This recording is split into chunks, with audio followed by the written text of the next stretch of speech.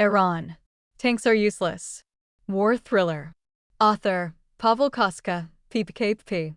The Strait of Hormuz was burning. Two tankers turned into blazing skeletons, their steel hulls twisting in the heat while black smoke rose into the sky and merged with the hot wind from the Gulf of Oman. On the radar screens of the U.S. Fifth Fleet, new flashes appeared, more hits, more explosions. Oil reserves were falling. Strategic stockpiles were vanishing. And the world watched as its own pulse slowed down. In Tehran, the funeral of the supreme leader stretched for days. 1 million people filled the streets, banners, fire, rage. And amid all that noise, silence. The kind of silence that always comes before history changes. Among the crowd moved a man who knew more than anyone else. Arash Navabi, an intelligence analyst with data that could stop a war. The attacks on the tankers weren't the work of the state. They weren't military operations. They were orchestrated by a secret faction inside the Revolutionary Guard, men who wanted to destroy any chance of peace with the United States. Men who believed the world had to burn before it could be reborn. Arash knew that if his information reached the outside world, it could prevent the war. If not, it would ignite it. He ran through the chaos of the funeral procession, slipped through barricades, jumped onto a motorcycle, and sped toward the airport. Every kilometer was a battle. Every sound could mean death. Behind him followed men without insignia, without mercy. Far away, at the U.S. base in Bahrain, a covert operation was being prepared. The Naval Unit Sector 9, specialized in hybrid maritime warfare, was ordered to infiltrate the Gulf of Oman and uncover who was truly behind the attacks. Captain Marcus Hale, a veteran of Somalia, the South China Sea, and the silent war in the Arctic, briefed his team. "Someone wants us to believe it was Iran," he said. "Someone wants a war. We find out who before they get it." Their vessel left the harbor at night. No lights. No radio. Only one mission: find the truth before it disappears.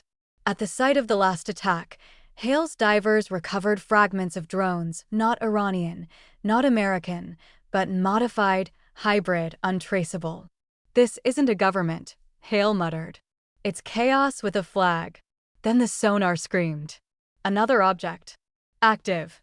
A small submarine with no markings. Hale ordered immediate engagement. The underwater explosion shook the sea. The submarine tried to flee, but Sector 9 caught it. Inside the wreckage, they found a device confirming Arash's data. The rogue faction had planned everything. Meanwhile, Arash reached the diplomatic compound in Muscat. Wounded, exhausted, but alive. He handed the data to a U.S. diplomat, who transmitted it directly to Washington. The next round of negotiations was set for July 11th. Washington was ready to finish the job. Tehran was ready to accuse. The world held its breath. When the meeting began, tension filled the air like static. Then the diplomat entered the room with a small device in his hand. Arash had done it. The data was real. The attacks were a false flag. The war was a trap. The room froze. No one spoke. No one moved. And for the first time in weeks, the world exhaled. But the faction inside the guards didn't stop. Their plan was simple: if peace wouldn't collapse on its own, they would destroy it. The night before the treaty signing, they attacked a U.S. ship in the Gulf of Oman openly, without disguise. Captain Hale was on board. "Tanks are useless," he said as alarms blared.